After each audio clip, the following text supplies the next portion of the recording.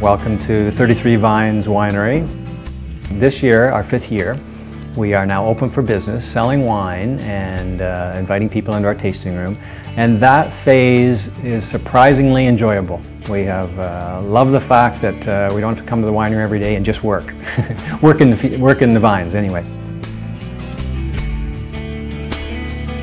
200 years ago, Minakers landed here and were given land, and this is a loyalist area, and they were loyalist supporters. Yeah, I'm back here not far away from where it all started. The property itself, the experience out here at the winery and the vineyard is people love it. It's a great rural area. So the property is where I envisioned it in terms of a tasting room, the caboose, the winery, the barn, and then our vineyard, which is in great shape. The wines themselves are, I like to think of them as a French style of wine, where you're bringing out the real delicate nuances of the wine and the grapes, and that's the style of wine we produce, and that's what I like. So in my mind, it's a good fit.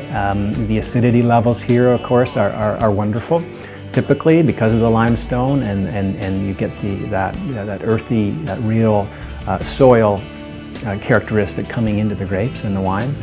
Our ripening here is always tenuous. I mean, we need, we have a short ripening and growing season, really, relative to other parts of the world in warm climate, but we get enough that the grapes will ripen to a good sugar level that will produce a wine that is medium alcohol level.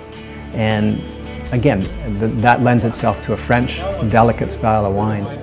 Well, the feedback is really positive, which again, I guess that keeps you motivated too. The wines, they're enjoying the wines. We've released 3 wines, Riesling, Chardonnay, and the Merlot Cabernet. And we're just getting really good feedback. The Chardonnay, again, real nice summer wine, and pairs well with typical kind of pastas and seafoods as well. But you can do anything. Our red is a medium body, and it goes well with a red sauce and pasta and meats, because it's got a little more punch to it. My favorite, absolutely, is barbecued shrimp and the Riesling. We did that. We did it once and said, "Oh wow, that really is great with the Riesling," and so we tried it again to make sure, and it worked.